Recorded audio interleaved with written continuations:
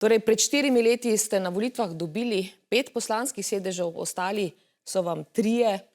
Zakaj ti odhodi? Ja, naša stranka mislim, da se ne meri po številu poslancev, ampak po tem, kaj uspemo doseči. Je pa res, da ni enostavno biti vidni predstavnik levice. Mi nimamo stricev iz ozadja kapitalskega zaledja in napadi znajo biti zelo, zelo hudi in večina teh odhodov žal je povezana z osebnimi interesi. Slišati je sicer tudi očitke, da je levica stranka, ki stavi na močno centralo, da različna mnenja niso zaželena, da je stranka, ki se ukvarja predvsem z Ljubljano, da premalo dela na terenu, očitno bolj kaže na desno vlado, torej so ti očitki na nek način upravičeni?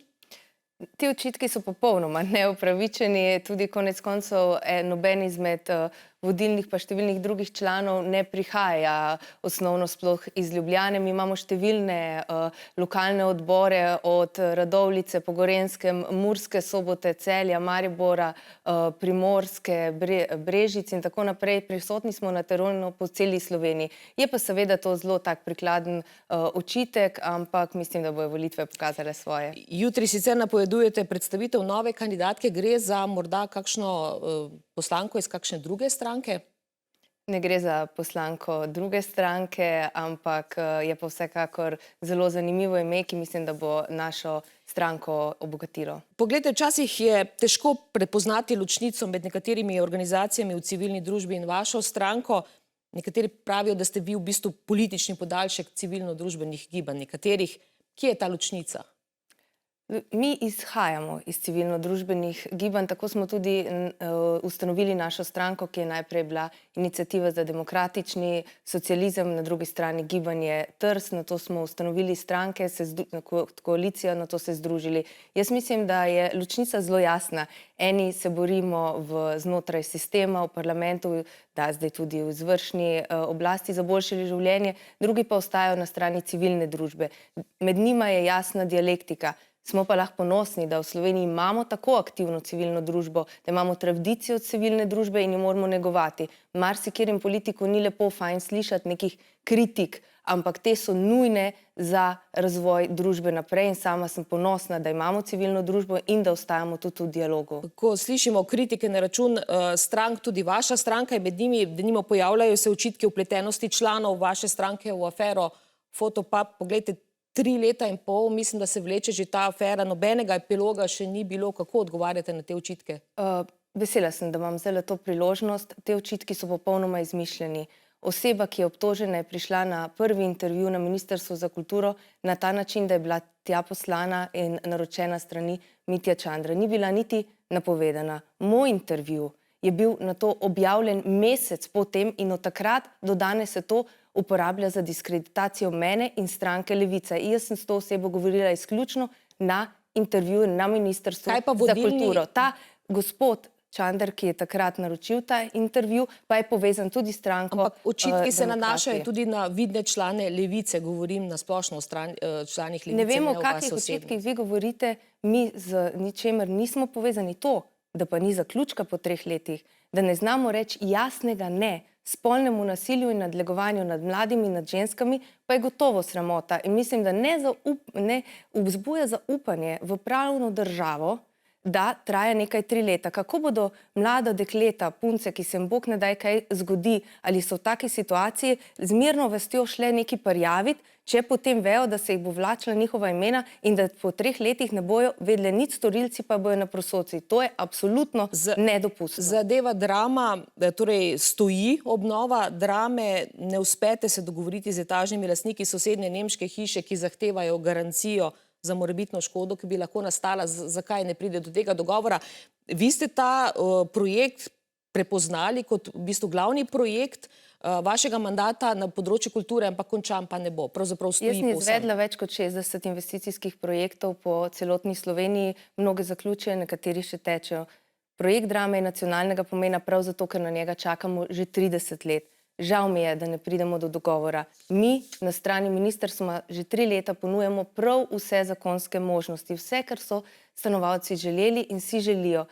Kdaj v preteklosti se zdi, da je prišlo tudi z njihove strani do nekih zavlačevanj, ampak ne glede na to, jaz verjamem, da na konsenzu se lahko tako zgradi. Mi smo še vedno v ponujamo roko in upam, da bo tudi prišlo do dovoljenja za to služnostno pot in potem se bo to začelo graditi. Garancijo potrebujejo, ne? Ampak ta garancija je seveda več kot 7 zavarovanj različnih je v tej pogodbi, to smo večkrat pojasnili, tudi sama država z vsem tem jamči. Razumem, da ni luštno. Dogovora pa ni. Ja, ker podpisati pa ne morem jaz namesto njih. Fajn ni, da se gradi pod tabo 3 leta, jaz to razumem. Okolici so bile zgrajene stvari, za kire jih ni nihče vprašal, mi pa tukaj seveda vodimo dialog in resnično si želim, da bi do tega podpisa prišlo.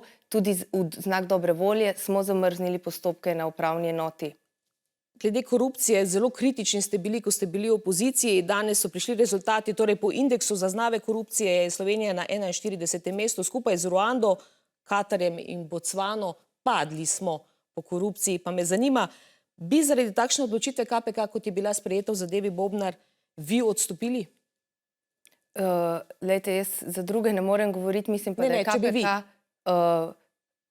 Jaz ne bi niti bila v takem, da bi pritiskala na kogarkoli. Jaz teh odločitev, kakor vem, še niso končane in tudi jih ne morem kot postopek komentirati. Je pa res, da mislim, da je treba okrepiti vse institucije na področju korupcije v Sloveniji in preganjati gospodarski kriminal. Kajti ravno nepreganjanje gospodarskega kriminala in odtekanja milijonov, ki grejo v neke roke mimo državnih organov, je tisto, kar nas po indeksu korupcije postavlja na nižje letnice. In to je v tej vladi se zgodilo? Padli smo v tej vladi?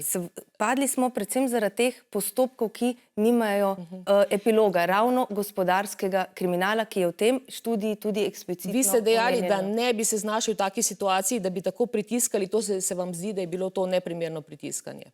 To so drugi reči, jaz ne vem, jaz še enkrat poudarjam, da mislim, da tukaj je pač stvar KPK-ja in predsednika, kjer pač še postopek traja. Jaz zraven nisem bila pri nobenih pogovorih. Gospodarstvo v vaši vladi in vaša stranka je kar nekajkrat pohitela z nekaterimi predlogi, pohiteli ste z minimalno plačo. Predlog glede prostih dni, povsem na kratko, tik pred volitvami, zakaj? Tik pred volitvami takšen predlog, zakaj? Mislim, da je prav, da sprožimo razpravo o tem. Tako ureditev smo nekoč že poznali, tudi mnoge zahodne države jo poznajo in seveda s tem se sproži razprava, gotovo pa si ljudje, delavci, delavke zaslužijo prosti dan.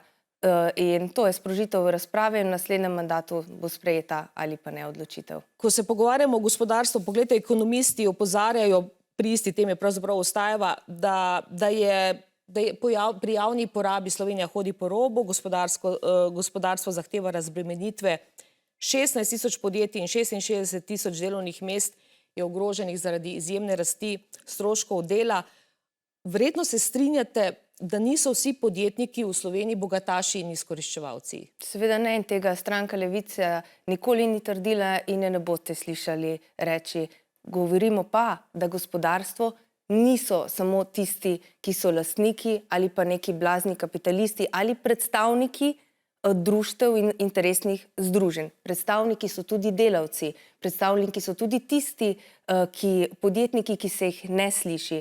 In pomembno je, da ne nasedamo različnim interesnim združenjem, ki so tam interesna združenja, ne politične stranke, non-stop, da bo gospodarstvo propadlo. To so govorili, ko smo predlagali zaprtje trgovine ob nedeljah, vsakič, ko se dvigne minimalna plača in ko smo uvedli ta zakon. Od leta, ko se je ta zakon začel uvajati, je bila, se pravi 19, je bila minimalna plača 630 evrov. Zdaj pa bo 1000 evrov neto. In s tem je delavec v Sloveniji bolj zaščiten in tudi cenjen. Ampak gospodarstvo ostaja, je izjemno pomembna tema na teh volitvah. Absolutno in po podatkih Umarja je dovolite, da končam gospodarstvo... vprašanje. Poglejte, z davčnimi bremeni in preslišanjem zahtev gospodarstva, ne le velikih podjetij, pač pa tudi malih podjetij, pravijo, mnogi ste okrepili možnosti opozicije, da zmaga na volitvah. Skratka, ta nagovor, kje so pravi problemi in kaj ljudi skrbi? Gospodarstvo je po podatkih Umarja v dobri kondiciji. Prav tako imamo rekordno nizko brezposelnost v Sloveniji. Povprečne plače rastejo, tudi seveda na račun plačne reforme, tudi od tega, ker smo zdaj uvedli višjo minimalno plačo. Na to vplivajo tudi drugi prejemki, regres, božičnica in tako naprej.